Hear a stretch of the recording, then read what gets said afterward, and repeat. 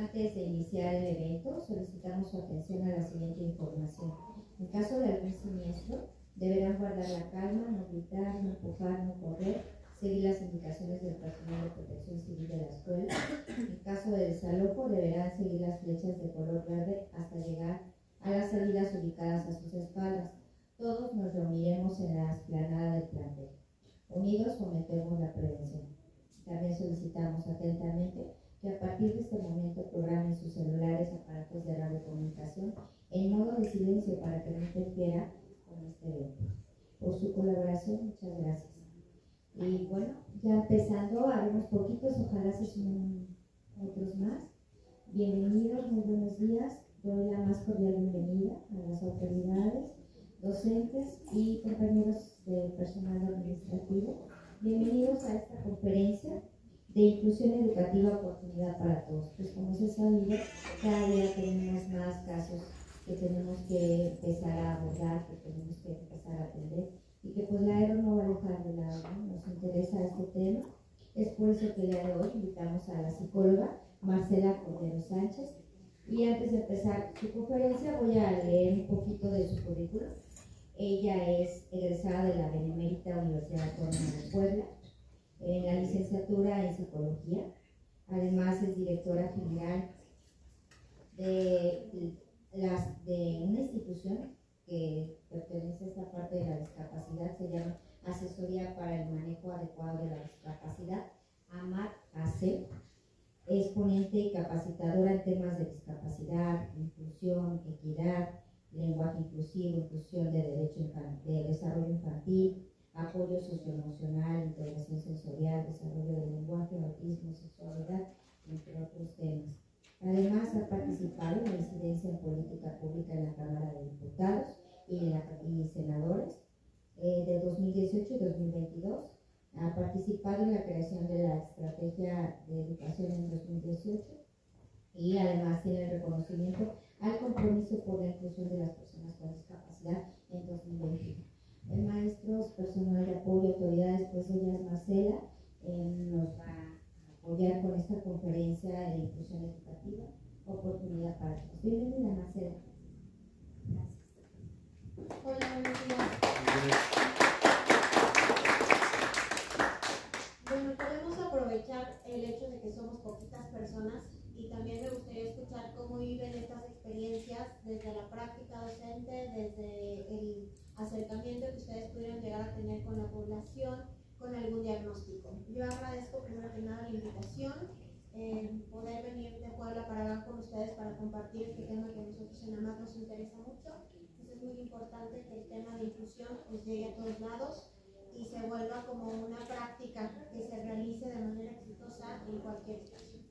¿Va? Entonces, yo sé que hay personas que están por allá lejos, pero pues de todas maneras si podemos hacer esto más participativo, porque aunque sea una hora, sí nos da la vida para que esto se logre.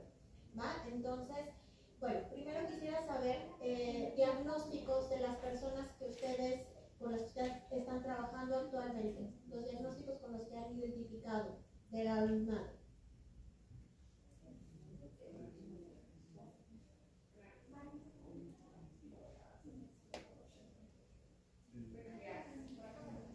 Depresión, ansiedad, autismo. Ok. ¿Qué más? Déficit de atención. ¿Qué más? Algún tipo de discapacidad. Como motriz. Como motriz auditivas. Hay chicos que vienen con alergia, Ok. Síndrome de Asperger. Ok. Ya dijeron hiperactividad, déficit de atención con hiperactividad, puede ser con predominancia solamente en tema de atención o en hiperactividad. Ok, ¿alguna otra? ¿No? Ok. Ahorita que mencionaron el síndrome de Asperger, aprovechando, el síndrome de Asperger ya no forma parte del DSM-5, ¿no? Que este es el manual de psiquiatría y de psicología para el tema diagnóstico. Lo pusieron en el 2013 como parte de autismo, como trastornos del espectro del autismo. Entonces ya síndrome de Asperger, no, y además está toda una ola en contra de Asperger a partir de la onda naciente, entonces por eso también decidieron como eliminarlo de ahí. Debilidad visual. Ok, debilidad visual, muchas gracias. Va. ¿Para quién está pensada entonces el contemplar la inclusión educativa? Para todas y todos, ¿no? ¿Por qué? Porque pues, todos somos seres humanos, somos personas. Es una formación integral. Es una formación integral, es comunidad. ¿Por qué más es importante contemplar que la inclusión educativa no solamente es para un colectivo? Por lo social somos seres sociales. Ok. En este espacio educativo, y ahorita que me perdí para llegar acá, que vi como esta parte de la convivencia, ¿qué sucede en un espacio como este educativo? Que aunque las chavas y los chavos están aquí ciertas horas, ¿qué pasa aquí? ¿Cómo es esta parte de la relación? ¿Qué importancia tienen que estén aquí además de la parte curricular? Que socializan. Conviven, que socialicen. Y estas socializaciones, cuando suceden aquí, son acompañadas, incluso son pues relaciones de amistad padre. ¿Qué sucede afuera? Las replican, exactamente, las replican. Entonces, algo que es muy importante cuando hablamos de inclusión educativa es que lo que sucede en el aula y los esfuerzos que muchas veces pareciera que se hacen muy en cortito, pueden tener grandes implicaciones en otros espacios. Porque las escuelas lo que hacen es como hacer estos ejercicios sociales, ¿no? Estos ejercicios que les dan a las chavitas, a los chavitos, el desarrollo de habilidades sociales que les permitan afuera, poder replicarlas, poder implementarlas, poder saber qué hacer en otros momentos. Entonces, también por eso es importante hablar de inclusión educativa, porque la diversidad de por sí existe, ¿no? Solamente que ahorita pareciera que esto es muy novedoso, pareciera que esto fue de ayer, ¿no? Pero siempre han habido lugares diversos en las escuelas, siempre han habido personas totalmente diferentes en las escuelas. Este rollo de que hay grupos homogéneos no es real. No es real y nunca lo ha sido, simplemente que ahorita ya se escucha mucho más, que esto nunca ha sido una cuestión que fuera verídica, ¿sale? Entonces, los esfuerzos que ustedes realizan por tener a población, ¿no?, que se pudiera considerar diferente, ayuda para que nuestras chavitas y chavitos sepan afuera que se pueden relacionar con estas personas y cuáles son los recursos con los que se pueden desarrollar con estas personas, ¿vale? Por eso es importante hablar de inclusión educativa y buscar que la sociedad afuera sea mucho más incluyente, porque las familias que tienen integrantes con alguna condición, las mismas personas con discapacidad, no la viven bien, no la pasan bien, porque no están en espacios que estén preparados para recibirlas y recibirlos. Allá en Puebla estamos asesorando una prepa, no voy a balconear tu prepa, pero hay un chavito con autismo, y entonces los docentes hace poquito nos comentaban que pues le tienen que poner sello a sus libretas, porque al momento de que no le ponen el sello, pues él se altera. Me cuestiono qué tan inclusiva es esta práctica. ¿Qué piensan? Yo creo que no es una buena estrategia, ¿no? Porque no puedes tratar a una persona de forma inclusiva solo dándole, al hacerse en ese momento sentirse bien. No estás trabajando en toda la formación, ¿no? Ok. ¿Por qué no es válido esto por la respuesta del objetivo? Porque se altera. ¿Sale? O sea, si esto estuviera relacionado con todo el mundo hacemos lo mismo y a todo el mundo le ponemos un sello, por los trabajos suena distinto. Pero si yo lo estoy haciendo para evitarme la crisis de la persona, ahí ya no es una práctica como el 100% inclusiva, aunque puede haber una adaptación y flexibilidad a esto. Porque sí tenemos que hacer adaptaciones y tenemos que ser flexibles con esta población y entender que sus necesidades son distintas, ¿sale? La población que generalmente ustedes más se van a encontrar son personas con déficit de atención, personas con autismo y personas con discapacidad motriz. Porque personas, por ejemplo, con discapacidad intelectual es muy difícil que lleguen a este nivel y que ustedes pues tengan que estar trabajando.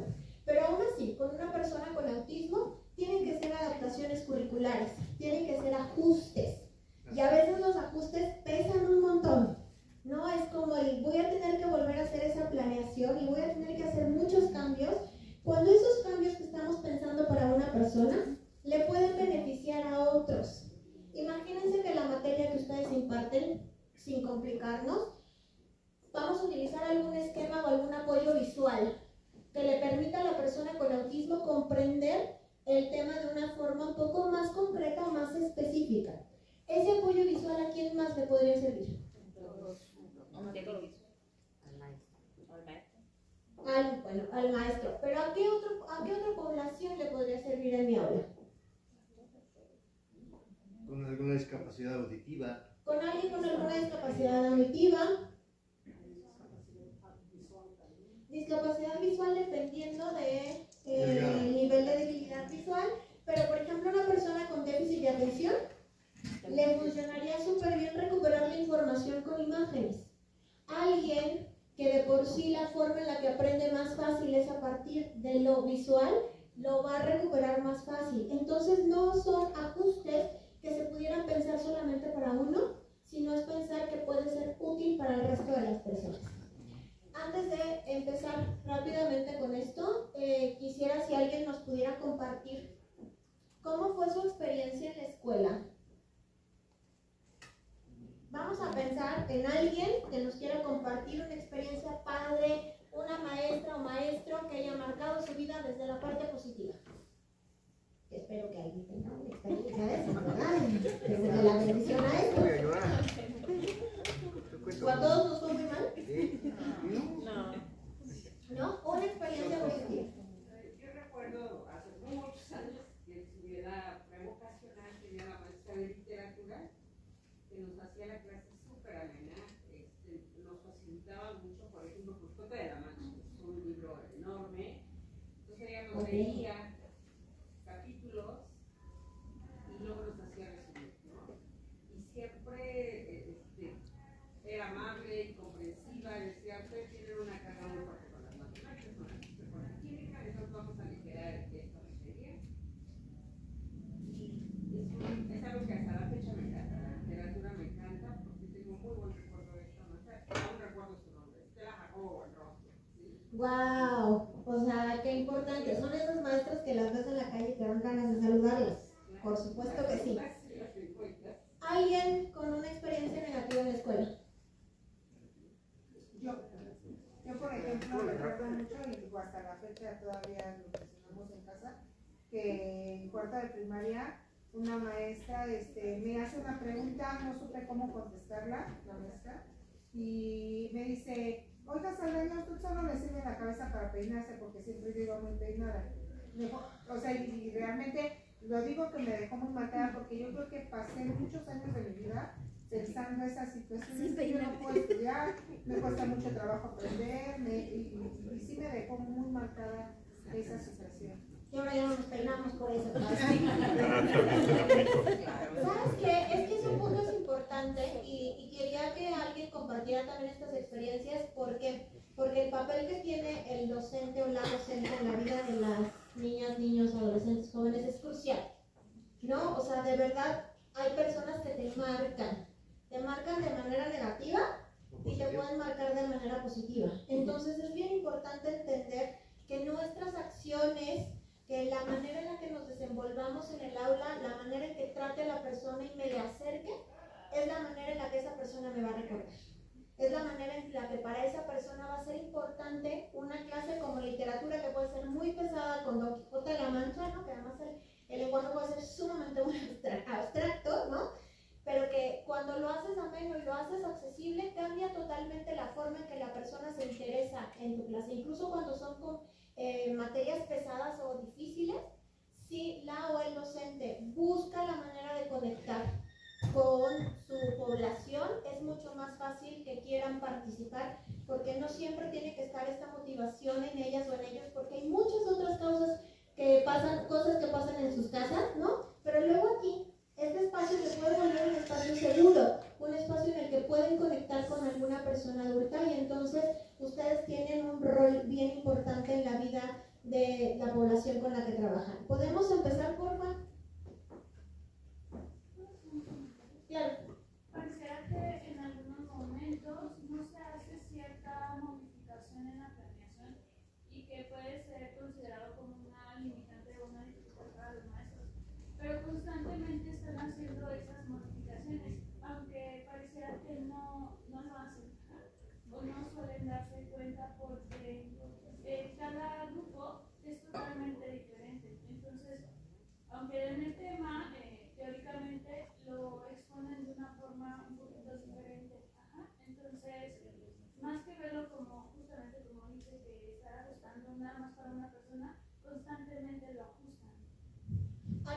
sucedió, muchas gracias. Cuando se hizo un taller con algunos de los CECITs, ¿no? Que fueron, de hecho fue una o dos personas de aquí a ese taller. En el CECIT 11 lo di, cuando hablamos del tema de las prácticas inclusivas, fue muy interesante que se dieron cuenta de todo lo que hacen y que no lo tienen tan presente, ¿no? Que en el día a día lo vives, ¿no? Que en el día a día ya lo crees, que es como tu forma de llegar y dar el contenido, pero no te estás dando cuenta que eso que estás haciendo es una práctica inclusiva y que eso te está dando ciertos resultados. Esto no quiere decir que ya sea algo en donde no tenga que haber cambios, porque algo muy importante es que cuando hablamos de inclusión es igual a cambios. Tenemos que hacer modificaciones, y la modificación más importante, porque la barrera más importante a la que se enfrentan las personas con discapacidad, ¿cuál creen que es? La actitud. ¿Sale? No importa si no hay una rampa, no importa si no hay una línea podotáctil, no importa si no hay una persona que sepa de lengua de señas mexicana. Si hay actitud y disposición, esa rampa en un rato va a existir, en un rato va a haber esa línea podotáctil, en un rato voy a aprender lo básico de lengua de señas para poder comunicarme con esa persona. La barrera más importante a la que se enfrentan es la actitud. Es que no haya disposición de hacer los cambios necesarios y las adaptaciones y los ajustes necesarios para que goce en igualdad de condiciones de cualquier otra persona. ¿Sale? O sea, porque se trata de eso, de que estén en igualdad de oportunidades y condiciones que el resto de la población. Entonces, la barrera más importante es la actitud. Y para dejar de hablar un poquito en tercera persona, hay una persona en Puebla que me agrada mucho que hace el comentario de todo el mundo tenemos un boleto comprado hacia la discapacidad. ¿Por qué? Por un accidente, pero si Dios me quiere mucho, ¿por qué no? ¿Por qué otra razón? Por la edad. Todo el mundo, si llegamos a tercera edad, vamos a estar en situaciones totalmente distintas a las actuales y vamos a requerir apoyos motrices, apoyos auditivos, apoyos visuales, apoyos incluso a nivel intelectual. ¿Sale? Entonces, cuando hablamos de discapacidad y de inclusión y de hacer cambios y de hacer conciencia social, no es hablar de allá, es hablar de que nos conviene a todas las personas hacer ese cambio porque vamos a transitar a ese espacio y no nos va a gustar estar en el cine sentados hasta adelante porque no hay otro espacio para mi silla de ruedas. ¿Sale? No me va a gustar que la gente no entienda que no te estoy escuchando y no te estoy entendiendo. Entonces, por eso es importante hacer esta conciencia desde lo que yo puedo hacer y transmitirlo en el espacio en el que me encuentre. ¿Va? Entonces, la idea también es concientizar cuando hablamos de inclusión, cómo queremos tratar a nuestros alumnos y alumnos dentro del aula. ¿Cómo queremos que se sientan? Como quisiéramos que nos trataran a nosotros en esas condiciones, y eso se llama empatía. Como quisiéramos que nos trataran a nosotros. Hay una persona aquí en México que se llama Gerardo Gaya, que es el director de Iluminamos por el Autismo. Es este cuate que en algún momento le puso la nariz azul al Chicharito, a quien le gusta el fútbol, y ubique al Chicharito o algunos futbolistas con la nariz azul, que justamente responde esto cuando le preguntan ¿cómo trato a una persona con autismo? ¿No? Porque ya saben que de repente es como ¿qué le hago? Y él responde ¿cómo te gusta que te traten a ti? Así de simple. Entonces, algo importante es que necesitamos que nuestras alumnas y alumnos se sientan cómodos y cómodas en el aula, que entiendan lo que está pasando, que sepan que pueden preguntar. ¿Les ha pasado que preguntan, ¿tienen dudas? Y silencio, ¿no? O sea, escuches el aire, ¿qué pasa? No, aunque sepas que hay varios que no te están entendiendo, porque les des la cara de, ¿quién sabe qué dijo? ¿No? Pero no tienen todavía esta capacidad de levantar la mano. ¿Por qué creen? Por temor al rechazo. Por rechazo, porque no se sienten cómodos, por pena, porque nos enseñan que el error está mal. Vamos creciendo con esa idea de que equivocarte está mal. Entonces prefiero quedarme con la duda y regarla yo solo con mi alma en el examen que preguntarle al maestro que a lo mejor en esos momentos me puede responder con toda la tranquilidad y calma y que seguro esa pregunta va a ayudar a otros 6. ¿Sale? Entonces tenemos que cuestionarnos el qué tan cómodas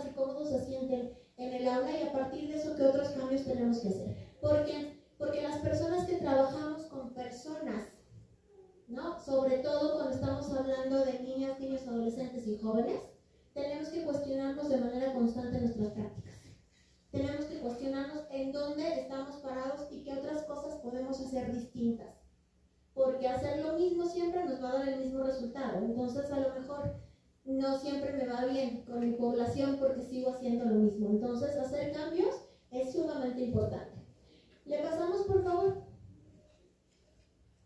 Muchas gracias. ¿Ustedes qué piensan de esta pregunta? ¿Todas las alumnas y alumnos de mi aula se sienten bienvenidos o bienvenidas?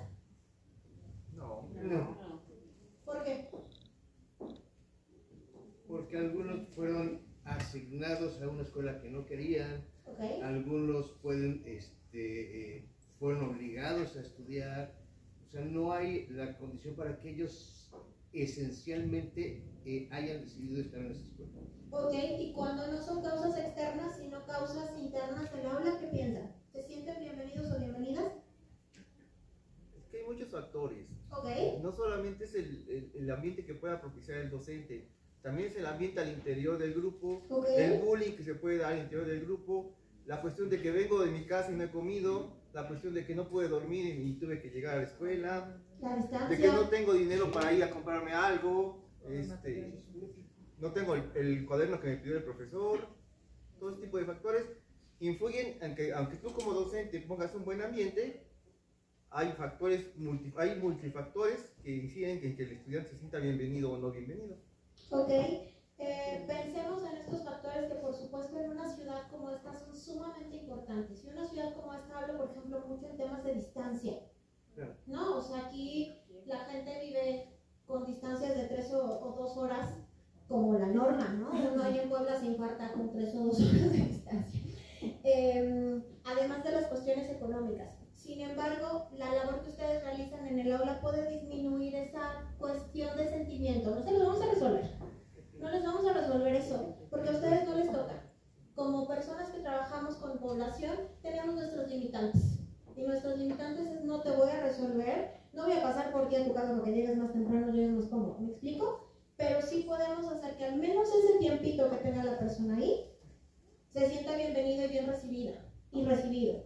¿Por qué? Porque las personas con discapacidad usualmente no se sienten bienvenidos en donde están. Porque algo que sucede mucho es que cuando yo sé que la persona tiene un diagnóstico, suelo ver a la persona a partir de esa óptica, ¿sale? Suelo ver a la persona a partir de eso.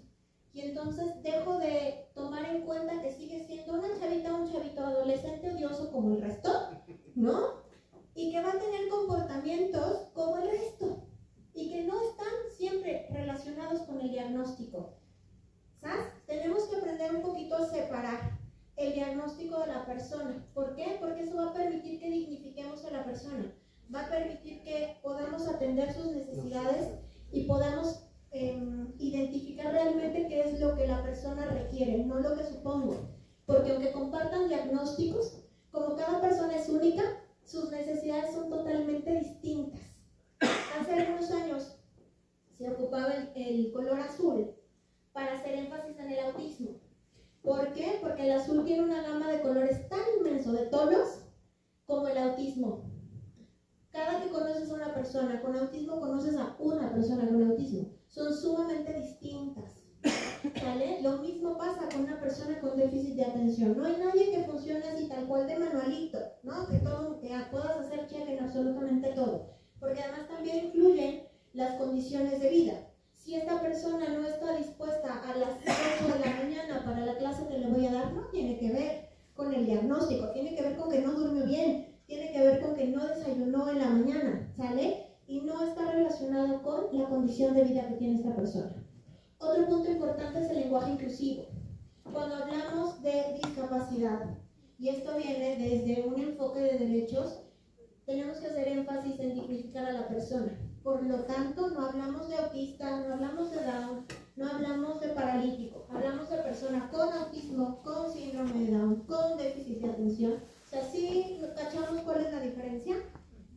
No es lo mismo pensar en autista y mi cabeza en automático va a decir todo él o todo ella es autismo, a decir tiene una condición, ¿sale? Suena totalmente distinto y recuerden algo importante.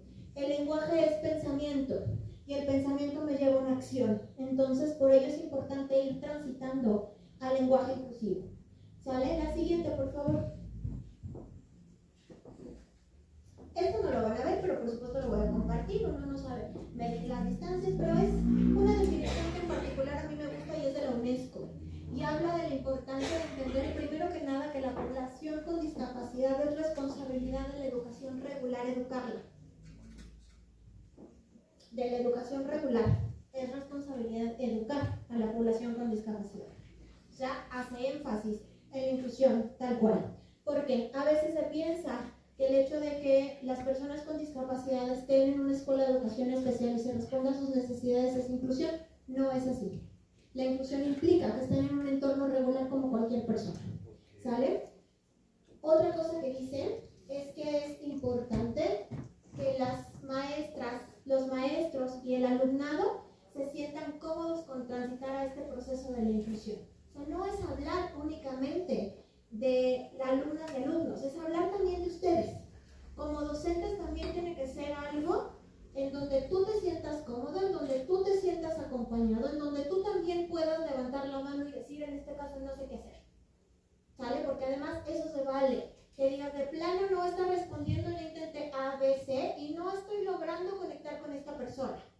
¿Va? ¿Qué otra cosa puedo hacer? Es muy importante que tengamos como ese acompañamiento que permita responder a lo que sucede en el aula, porque además ustedes lo saben perfecto, no es lo mismo su población previo a la pandemia que la población que tienen ahorita. ¿Sí les hace todo el sentido del mundo? No es lo mismo los índices de depresión previo a pandemia que los índices de depresión después de la pandemia. ¿Sale? Entonces, eso quiere decir que las habilidades pareciera que de todas las personas que estamos involucradas con alumnas y alumnos tienen que ser como mucho más amplias. Tienes que saber cómo responder a lo que sucede cuando la persona se encuentra en estas circunstancias, incluso desde el poder detectar si te es posible que esta persona requiere otro tipo de apoyos. La siguiente, por favor. ¿Va? Entonces, no solamente tiene que ver con los alumnos y alumnos con discapacidad y decir, bueno, abramos las puertas a esta población, sino se trata de minimizar las barreras que impiden que estén en igualdad de circunstancias. ¿Sale? Y esas barreras, como les mencionaba hace rato y aquí muy acertadamente lo dijeron, generalmente es la actitud. Porque entonces me dicen, vas a tener un alumno o alumna con alguna condición y yo ya me estresé, ¿no? Y yo ya estoy pensando en el que voy a hacer, y en el voy a tener que hacer cambios, y qué tal si me dice tal o cual cosa, porque además una discapacidad, una condición de vida que ahorita está sumamente estereotipada es el autismo, ¿sale? Y entonces, ayer escuchaba una mamá que me llamó mucho la atención, que estábamos hablando, su hija con síndrome de Down está haciendo prácticas en un preescolar, y entonces esta chiquita está conviviendo con un chavo con autismo, y la mamá estaba de, ¿cómo crees que te abraza? Seguramente la que lo abrazas eres tú. Y la otra, no, me está abrazando él, ¿no? Ya confirmó con la persona que le está dando acompañamiento. Pero es que yo creo que no le estaba abrazando él, ¿no? Lo estaba abrazando él, le estaba abrazando ella. Y dije, eso es prejuicio, ¿no? Esto es estereotipo Sheldon Cooper, ¿no? O porque además el autismo está muy polarizado. O son personas tipo Sheldon Cooper o son personas que las ves meciéndose, ¿sí? Normalmente no ves como este claroscuro, ¿no? Como estos en medio, donde hay muchas personas que tienen diagnósticos y que a veces pueden pasar en algún momento hasta desapercibidos, porque dentro del aula saben lo que tienen que hacer y requieren mínimos apoyos. Otro punto importante en esto es que las mujeres, y está comprobado científicamente, así que hombres no me vayan a ver mal, tenemos mayores recursos para salir adelante, recursos personales, mayores capacidades de adaptación. Es por ello que los diagnósticos con las mujeres llegan en edades tardías, incluso en edades adultas. Diagnostican déficit de atención, diagnostican autismo, porque no se notó previamente por las habilidades que desarrollan las mujeres. Las mujeres tienen mayor capacidad de mimetizarse con el entorno. Incluso hay estudios en donde hay mujeres con autismo que lo que hacían era ensayar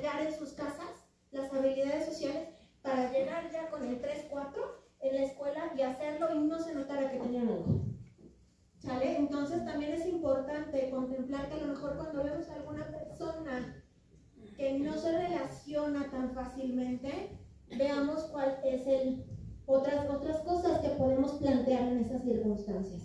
Y otro punto importante es, la labor en el aula es esencial. Lo que ustedes hacen en el aula es esencial. Pero también es interesante ver qué sucede en los pasillos, ver qué sucede en los tiempos de descansos. Y ustedes ahí van a ver cómo son realmente esas relaciones sociales, cómo realmente se están incluyendo. Porque en el aula no se hacen amigos afuera, porque afuera además escoges. En el aula te van a designar a tu equipo y te vas a chutar a la persona que no te cae bien, pero afuera tú eliges con quién vas a estar. Entonces ahí ustedes pueden también ver cómo se están desenvolviendo socialmente, porque algo importante en la inclusión educativa, lo esencial, es la parte social. El que la persona pueda aprender estas habilidades sociales y que además el resto aprendan a relacionarse con las personas con discapacidad, ¿vale? Entonces es importante poner atención a esto, y ustedes pueden hacer en el aula también ejercicios llamados sociogramas. No sé si los hacen aquí. Algunas materias, ok. ¿Esa información que hacen de sociogramas se comparte con el resto? Esa información sería importante. ¿Ubican quienes no hacen esto que es un sociograma? Muy bien, esa es la sinceridad que estamos esperando. Te sientes bienvenido el día de hoy a la conferencia. La persona que dijo de los sociogramas, ¿nos comentas qué es un sociograma, por favor? Esta por la parte de hacer como las relaciones que tenemos hacer una actividad y a partir de esa actividad darte cuenta cómo está relacionado el grupo, cómo se hacen relaciones, con quién tiene mayores relaciones el grupo, quién es como el líder del grupo, quién a lo mejor está apartado del grupo, casi no tiene relaciones con los con el mismo grupito de alumnos. Ok, es un análisis de cómo se da la dinámica social, ¿sale? Entonces, por ejemplo, en AMAD a veces lo que hacemos es preguntarles por el nivel primaria: ¿a quién invitarías a tu fiesta de cumpleaños? ¿Y a quién no invitarías a tu fiesta de cumpleaños? Tú no estás preguntando quién te cae mal, nada. ¿A quién invitas a tu cumpleaños y a quién no? ¿Sale? Y a partir de eso tú te das cuenta de quién es la persona líder, quién es la persona excluida, quiénes son las personas que están en la media, ¿no? Y eso nos da información de los roles como tal que cumplen las alumnas y alumnos en el grupo, y tú puedes hacer acciones a partir de eso. Y a veces nos ha sucedido que con estos sociogramas la persona con discapacidad no es a la que tienen allá en el rincón, ¿no? Y a veces, como no es una persona con discapacidad, este personaje no se nota. Y esta persona requiere mucha atención para poderse integrar. Entonces, el que se socialicen los sociogramas, o sea, el que se compartan con el resto de la población docente, a ustedes les va a dar también información, incluso de por qué no participa en mi aula como yo quisiera. Porque a lo mejor no se siente aceptado o aceptado, y esa información es muy fácil a partir de eso. Entonces, el que no haya una socialización como más fluida, el que no haya a lo mejor una relación de amistad, eso también se vuelve una barrera, ¿sale? Que impide que la persona pues pueda participar en igualdad de circunstancias. Y nuestra población, sobre todo con autismo, va a vivir esto de que las relaciones sociales no van a ser tan fáciles de poder hacer. ¿Por qué? Porque tienen muchas veces estos intereses limitados que genera que no salga de esta conversación, ¿no? Que siga yo todo el tiempo queriendo hablar de la importancia del universo, cuando de este lado están hablando que está padrísimo ir a la plaza para ver tal película, ¿sabes? Como no se adecúan tan fácilmente a las conversaciones por esa falta también de flexibilidad en el pensamiento, es por ello que las relaciones sociales son complejas. Pero eso les daría mucha información para decir, ¿no? Pues puedo poner a la persona aquí porque seguro estos dos personajes son mucho más empáticos y lo pueden jalar, ¿va? Eso sería importante que pudiera ser una práctica. Sobre todo si hablamos de la parte docente, digo, la forma en cómo nosotros nos tendríamos que dirigir hacia los chicos que tienen una condición, un diagnóstico de autismo, es muy literal, ¿no? Dejar a un lado como la ironía, el sarcasmo, ¿no? Las bromas, ellos no lo entienden como nosotros lo llegamos a entender. Por eso es que para nosotros, si desconocemos de la condición, puede ser una barrera tener un aprendizaje mejor.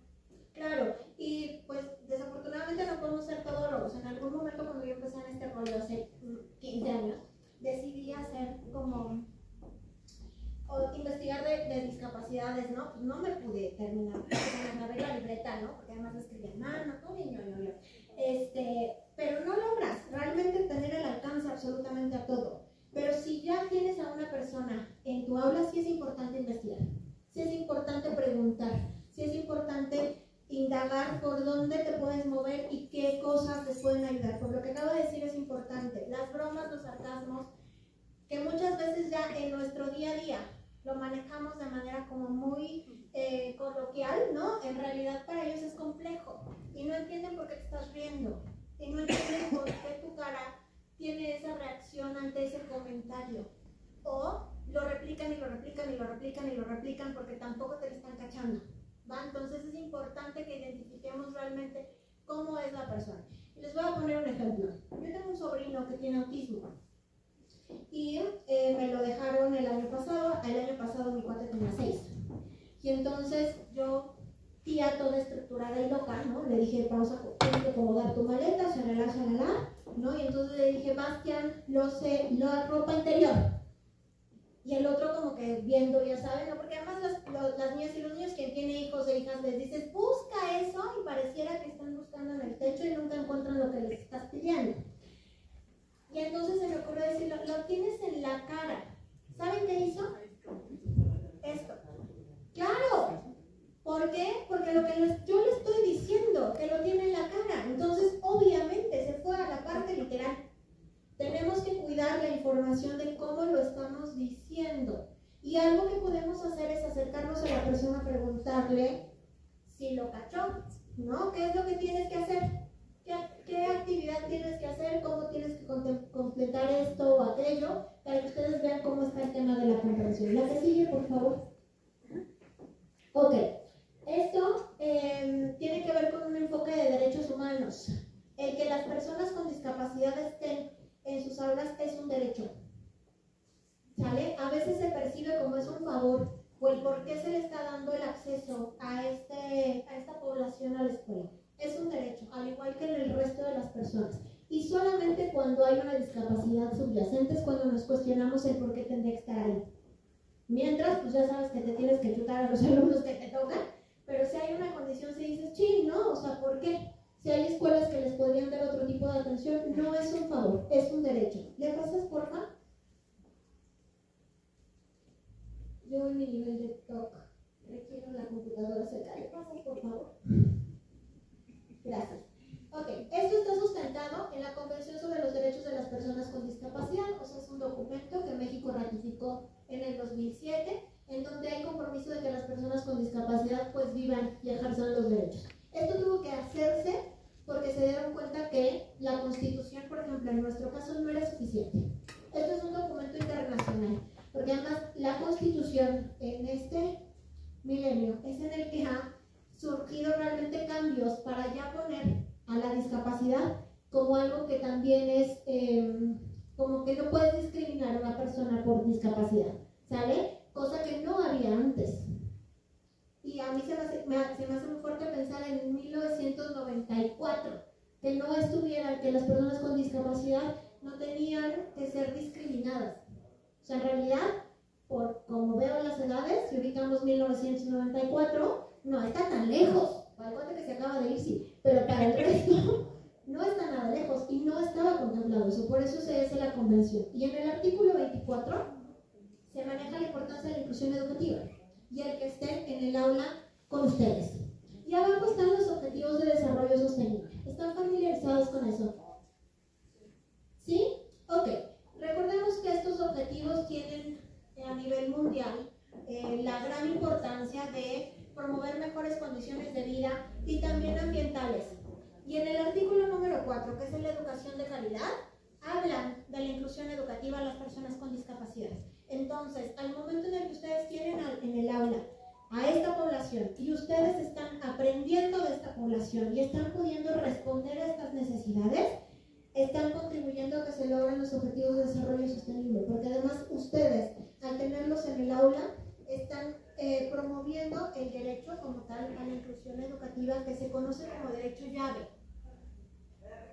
¿Por qué? Porque abre las oportunidades a otros derechos, a que puedan ejercer otros derechos, el que estén aquí adentro, como cuál, como la parte laboral, como incluso que tengan claro que tienen derecho a la salud, cosas como muy simples, el que ustedes estén trabajando con esta persona, con estas personas, con esta población, genera que puedan ejercer sus derechos en otros espacios. ¿Le pasamos, por favor?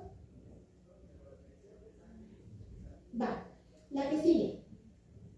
Entonces, implica aumentar la participación y reducir la exclusión. La participación de todo lo que sucede en el aula, tomando en cuenta que tiene que haber flexibilidad en cómo lo están planteando, o a lo mejor le doy un poquito más de tiempo, o puede hacer el examen en un momento en el que esté más o sin ruido, ¿no? Porque les puede afectar esa parte del ruido, o busco que la información la entregue en un formato distinto. ¿Sale? Que eso es por decirles 3 adecuaciones que se pueden hacer para poder ayudar a que la persona cumpla el objetivo que se está planteando. Otra es estructurar culturas, políticas y prácticas. Eso pues ya lo someto a consideración del espacio, pero la idea es que ustedes tengan un protocolo de acompañamiento en temas de inclusión educativa. ¿Sale? Eso es lo que se propuso cuando se dio el taller en agosto a todos los CECITs. ¿Por qué? Porque primero hay que responder a las necesidades y posibilidades de cada CECIT, y 2, es importante también que ustedes puedan sentirse acompañados por alguien.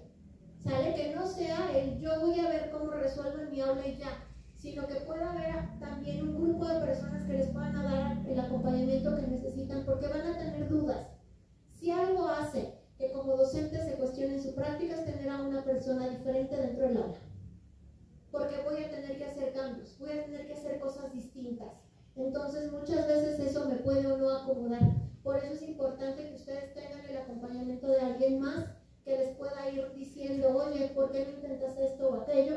O incluso escucharse entre ustedes.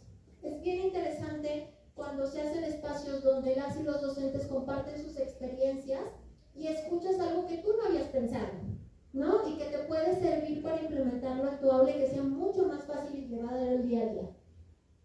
Otra cosa importante es valorar a la población en la que estamos. Las personas con discapacidad se tienen que sentir valoradas en el lugar en el que están, en este caso en el aula.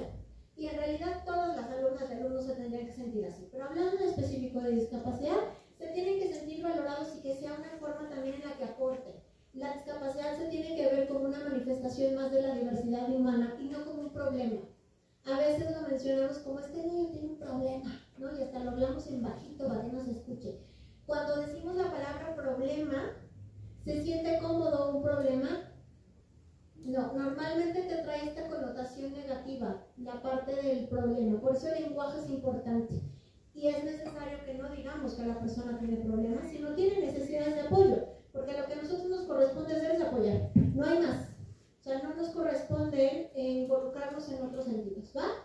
Y ver las diferencias, porfa, como un recurso para el aprendizaje. El que la persona sea distinta o hiperespecialista en alguna temática puede ser algo útil dentro del aula, ¿no? Puede ser algo positivo, puede ser algo que aporte, porque cada una de sus alumnos y alumnos tiene algo que aportar, solo que tenemos que poner atención, ¿no? En cómo poder poner eso de manera positiva y no desde la parte negativa. La que sigue, por favor. Ya casi lo estábamos hablando. Okay. Recordemos entonces que es un derecho. La inclusión educativa tiene que ver con lo social. La inclusión social, ¿por qué? Porque les decía, si aquí empiezan a relacionarse entre ellos y ellas, y yo como adulto, como la parte del modelo del aula, les enseño que se pueden comportar con esa persona de manera natural, posiblemente lo inviten a la plaza, al cine, a su fiesta, afuera de la escuela. Y entonces ahí están trabajando inclusión social. Porque generalmente viven sin tener estos espacios, sin compartir con otras personas en otros lugares, porque no los invitan y no los contemplan. No les es relevante que estén. Y otra cosa importante, si le quieres pasar, aprender de los intentos. Ustedes, no quiere decir que al momento en el que empecemos a hacer cambios todo va a funcionar y fluir de manera súper orgánica. La realidad es que no. Cuando trabajamos con personas, estos cambios tienen que ser de manera constante y tienen que hagamos como esta autoevaluación de decir esto sí me funcionó, esto no me funcionó, lo puedo volver a intentar de alguna otra manera. Y yo sé que a veces desde mi postura aquí suena como muy fácil y muy utópico. Yo sé que allá me vas a decir, yo tengo N cantidad de alumnos, ¿cómo carambas le hago? ¿No? Podemos empezar con alguien que a ustedes les llame mucho la atención y que se les haga muchísimo de la norma. Alguien que ustedes sepan que realmente están necesitando mucho apoyo. Con una persona que ustedes empiecen a tener este éxito y estos cambios, nos vamos a animar a lo que sigue y a lo que sigue y a lo que sigue, porque sé que ustedes tienen una carga de trabajo muy fuerte y están con muchas y muchos alumnos y a veces nos podemos perder ahí. Pero si empezamos con algunas personas a las que les podemos estar dando acompañamiento, se van a dar cuenta de que también es un proceso y momento de aprendizaje para ustedes padres. La que sigue, por favor. Ok. Entonces, es necesario promover el diálogo y también promover el trabajo colaborativo. Y eso lo podemos hacer en dos escenarios. Uno, en el aula, que ustedes lo hacen perfecto, ¿no? Este rollo del trabajo en equipos, en filas, en triadas y shalala, pero lo pueden hacer un poquito más estratégico si tenemos la información de los sociogramas.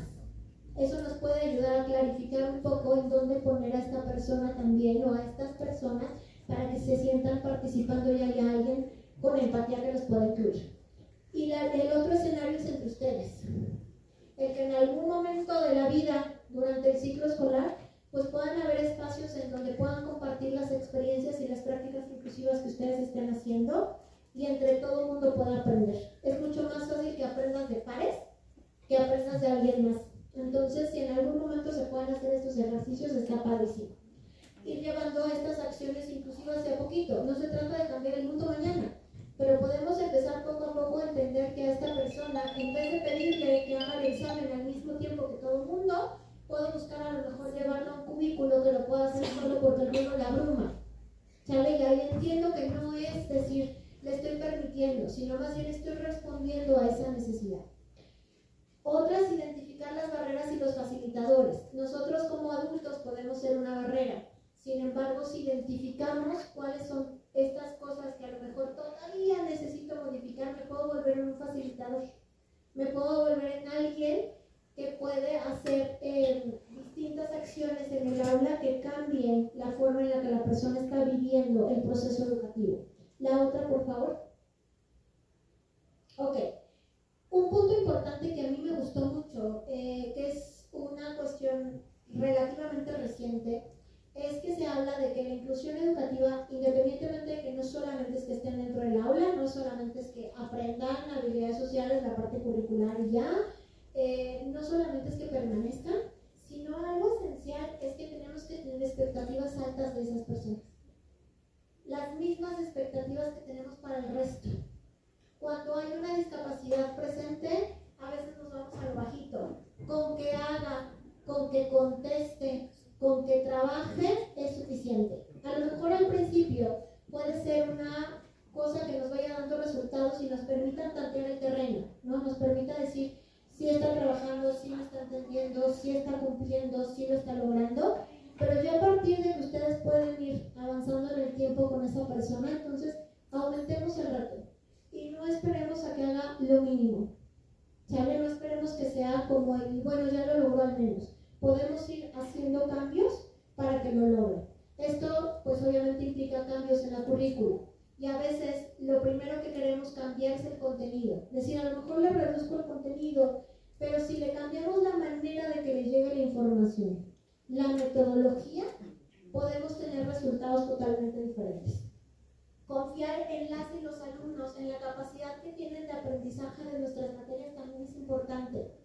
Esto es muy curioso cuando hablamos de mujeres, porque hay un estudio y un artículo muy interesante que habla de que las niñas, después de los 7 años, ya no se sienten capaces, igual que los hombres, de responder en el área matemática. Por eso es que hay menos mujeres en licenciaturas que tengan que ver con matemáticas. ¿Y esto por qué creen que es? Es una cuestión totalmente social. No es un rollo de que en tu casa te digan eres burro de las matemáticas. No. Es un rollo totalmente social que se viene manejando que los hombres son mucho mejores, son mucho más hábiles para la parte matemática y científica física y se deja de lado a las mujeres.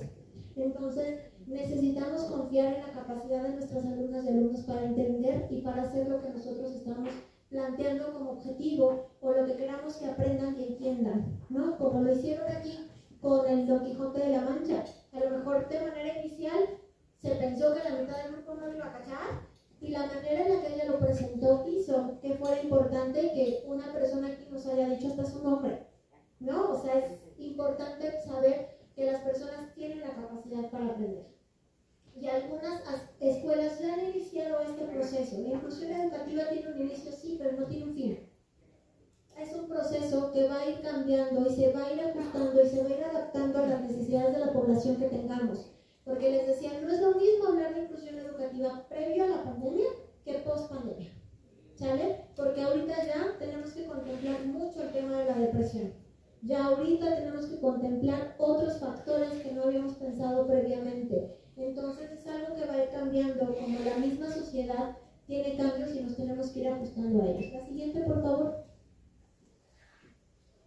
El que cada alumna y alumno se sienta acogido, yo no voy a llegar y lo voy a abrazar, ¿me explico? Pero si se siente valorado, si le doy el espacio para que me cuente algo brevemente, si identifico que ya participó, si identifico algo positivo y se lo hago saber, con eso pueden haber cambios. Y no quiere decir que ustedes sean porristas. Y no vamos a estar atrás de, ay, bravo, a la persona con discapacidad que vamos a llegar, porque no funciona la vida así con absolutamente nadie. Pero si identificamos algo importante, puede hacer cambios para que la persona se motive y lo vuelva a intentar en otro momento. ¿Va? Tenemos que aprender a escuchar a las y los estudiantes. Tener espacios también, no solamente en el aula, sino espacios a nivel de comunidad educativa en donde ellas y ellos pueden expresar el cómo se sienten, el qué les gustaría, el bla bla bla, tomando en cuenta que tiene que haber compromisos también de su parte, porque esto no es todavía todo te lo doy, ¿no? Sino tú también tienes cosas que hacer porque hay corresponsabilidad totalmente en el proceso de aprendizaje de las personas. Entonces también comprometerlas y comprometerlos desde otra forma, pero escuchar también cuáles son sus necesidades es esencial y pues analizar la currícula que se me va a dejar ahí. No me voy a meter en broncas, ¿me pasas por favor?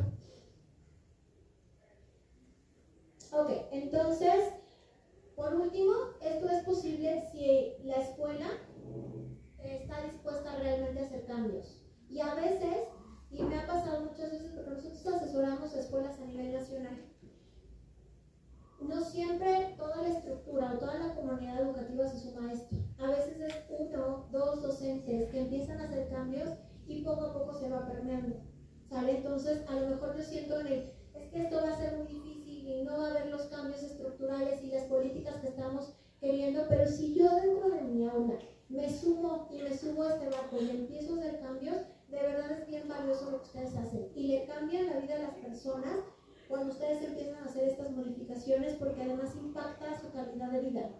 Recordemos que la calidad de vida es satisfacción y bienestar. Si la persona siente que está entendiendo lo que sucede en la escuela, por supuesto que va a impactar de manera positiva su calidad de vida. ¿Va? Es un viaje constante. Y otra cosa también es, si le permitimos a los demás ciertas cosas, también se lo podemos permitir a la persona con discapacidad. Si no le permitimos ciertas cosas al resto de población, tampoco se la vamos a permitir a la persona. Sin embargo, es importante también tener en cuenta que tenemos que ser flexibles a esto. No es lo mismo permitirle a un chavito sin alguna condición que sabes que se va a ir a echar relajo y si lo dejas salir del salón, que a alguien con autismo que ya está rebasado, ya está saturado a nivel de estimulación y que requiere estar afuera 5 minutos antes de incorporarse al salón.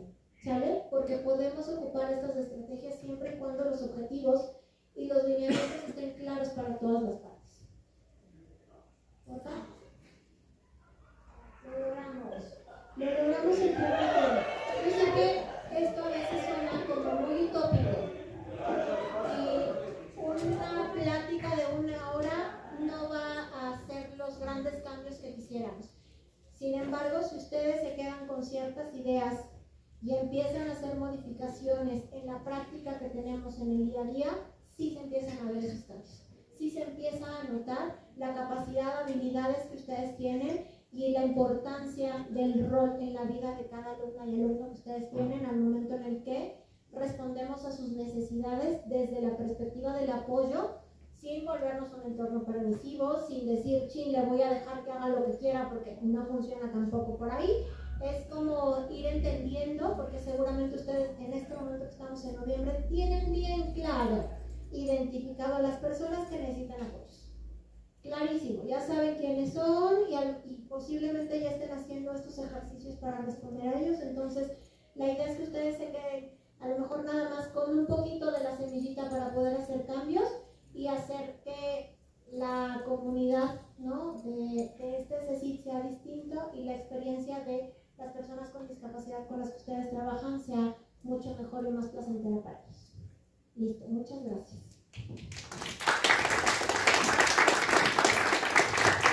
Muchísimas gracias, Marcela, gracias a todos los presentes. Y bueno, antes de solicitarle a la doctora Julia que entregue el reconocimiento a la psicóloga, quiero hacer un comercial. En próximos días vamos a estar en el curso de primeros auxilios psicológicos en el entorno educativo. Este curso va a estar implementado para el personal docente y administrativo. Como ven, estamos trabajando en esta parte de la inclusión y bueno, seguimos con Marcela. Ella va a venir, de hecho viene de Puebla a darnos el curso y bueno, mira, también por esta parte, mil gracias. Y ahora sí voy a invitar a la doctora y a su directora de a entregar el reconocimiento. Muy buenos días, gracias a todas y a todos por estar aquí. Gracias, Marcela, por empezar con esta semilla que acabas de sembrar en cada uno de nosotros. Pues bueno, tenemos esta tarea, todos estos que nos dedicamos a la educación, trabajar con personas. Pues, Marcela, muchas gracias por todo. Y pues seguimos en la tarde, va a haber otro evento y los invitamos también a incluirse al primeros auxilios psicológicos que afortunadamente Marcela nos va a seguir impartiendo. Y bueno, voy a permitir leer este reconocimiento en ausencia de la directora de nuestra escuela, la maestra Griselda Valencia, quien por cuestiones de agenda no está con nosotros hoy. El Instituto Politécnico Nacional, a través del Centro de Estudios Científicos y Tecnológicos número 14, Vicente Fierro, otorga el presente reconocimiento a la psicóloga Marcela Cordero Sánchez por su excelente conferencia Inclusión Educativa, Oportunidad para Todos, realizada el 5 de noviembre del 2024, Ciudad de México, a 5 de noviembre del 2024. La técnica al servicio de la patria, maestra en ciencias, María Griselda Valencia Ramírez, directora. Muchas gracias.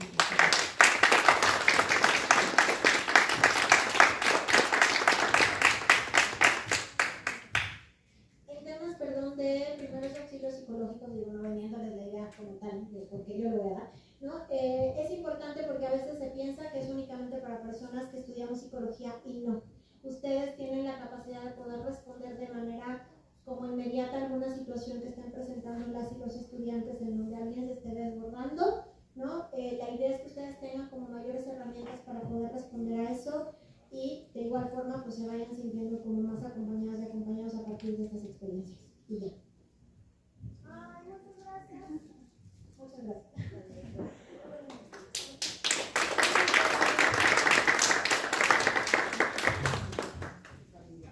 Gracias por fluir.